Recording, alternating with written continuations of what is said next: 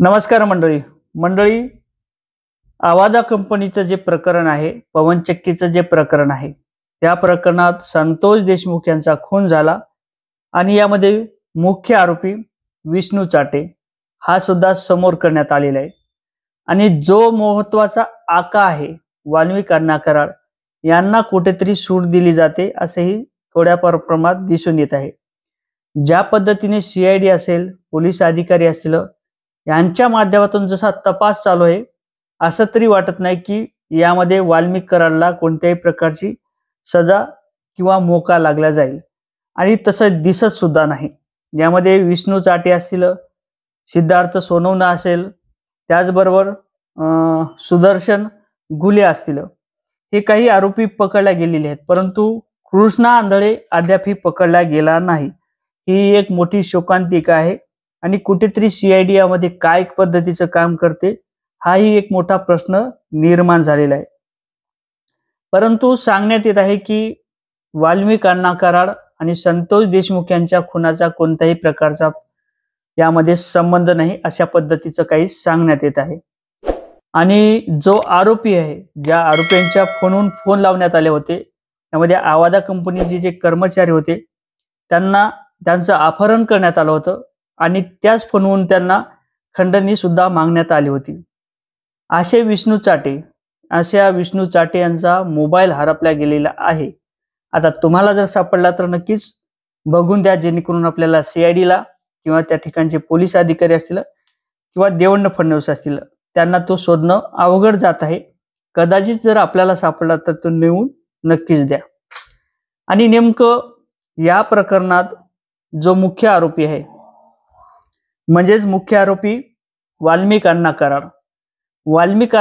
कराडला कुठेतरी मोका लागणार नाही असंही दृश्य दिसून येत आहे। काही थोड्या प्रमाणात त्यांच्यावर केसेस होतील, जे खंडणीचं प्रकरण आहे त्या खंडणीच्या प्रकरणात सांगण्यात येईल, परंतु त्यांची निर्दोष या ठिकाणी सुटका होण्याची शक्यता सुद्धा आहे। परंतु मला हे सांगायचंय, वाल्मिक अण्णा कराड आणि संतोष देशमुख यांचा खुनाचा कसल्याही प्रकारचा संबंध नाही अशा म्हणणाऱ्या लोकांना, अशा म्हणणाऱ्या अधिकाऱ्यांना मला या व्हिडिओच्या माध्यमातून सांगायचंय कशा पद्धतीचा संबंध यामध्ये आहे आणि वाल्मिक अण्णा कराड हे पूर्णपणे दोषी आहेत, त्यांना सजा व्हायलाच पाहिजे असं तरी सध्या दिसत आहे। आणि त्याच्या संदर्भात आपण थोडक्यात नजर टाकण्याचा प्रयत्न करणार आहोत।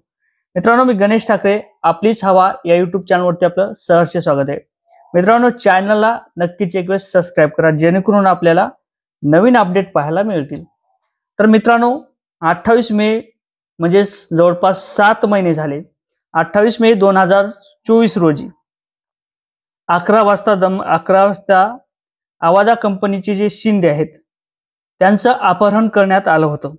त्यानंतर 14 जून 2024 रोजी याच धनंजय मुंडे यांच्या घरामध्ये वाल्मिक अण्णा कराड त्याचबरोबर धनंजय मुंडे यांची एक महत्त्वाची बैठक झाली होती आणि यामध्ये शिंदेचं अपहरण झाल्यानंतर जी खंडणी होती, ते खंडणीचं स्वरूप जे होतं ते 3 कोटीपर्यंत यांची मागणी केली होती, म्हणजे वाल्मिक अण्णा कराड यांनी आणि त्यांच्या सहकाऱ्यांच्या माध्यमातून।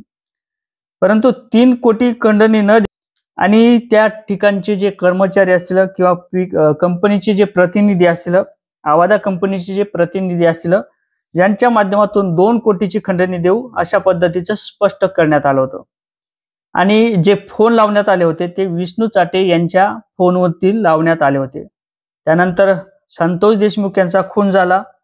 जवळपास आज 1 महिन्याच्या वरती दिवस पलटून गेले, परंतु त्या ठिकाणचे आरोपी सापडला जात नाहीत आणि जो मोका आहे तो कुठेतरी 8च आरोपीवर लावला जातो।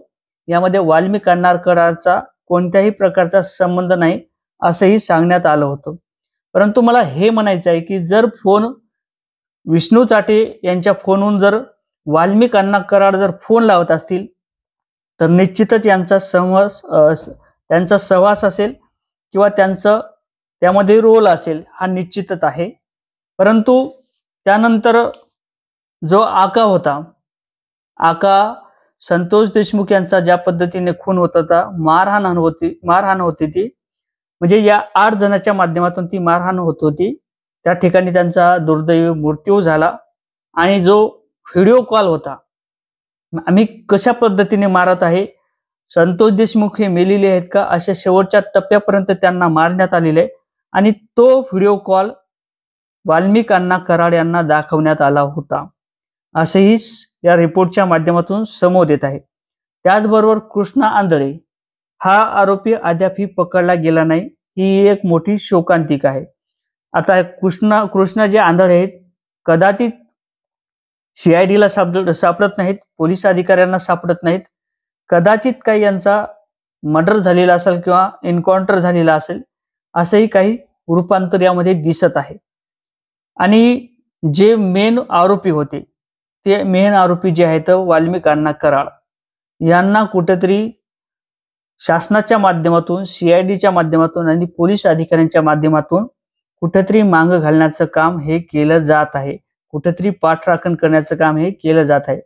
आणि त्याच कारणाने जे सूरज धस असतील यांच्या माध्यमातून नेहमीच वारंवार माहिती घेतल्या जात आहे की जोपर्यंत धनंजय मुंडे पदावर आहेत, यामध्ये कोणत्याही प्रकारची सक्तीची कारवाई ही होऊ शकत नाही.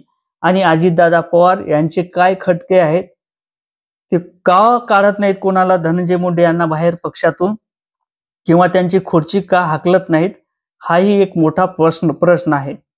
आणि धनंजय मुंडे, त्याचबरोबर वाल्मिक अण्णा कराड आणि अजितदादा पवार यांचं काय संगमत आहे, त्याचबरोबर जे मुख्य CM आहेत म्हणजेच देवेंद्र फडणवीस असतील, यांच्या माध्यमातून आता असाही प्रश्न, या जनतेच्या माध्यमातून असाही प्रश्न आता निर्माण करण्यात आलेला आहे. जर एखादा आरोपी जर पकडला जात नसेल तर CID काय कामाची, किंवा SIT काय कामाची, किंवा पोलीस अधिकारी काय कामाचे, असाही प्रश्न आता निर्माण झालेला आहे. नेमकं काय चाललेलं आहे या महाराष्ट्रात हेही सुद्धा समजत नाही. परंतु आता तुम्हाला काय वाटते, नेमका मोका हा या 8 आरोपीवर लावण्यात आलेला आहे, परंतु जे वाल्मिक कराड आहेत त्यांना नेमकी का सूट दिली जाते, या संदर्भात आपल्याला काय वाटते नक्कीच कमेंटमध्ये सांगा. व्हिडिओ आवडला तर शेअर करा. जय शिवराय.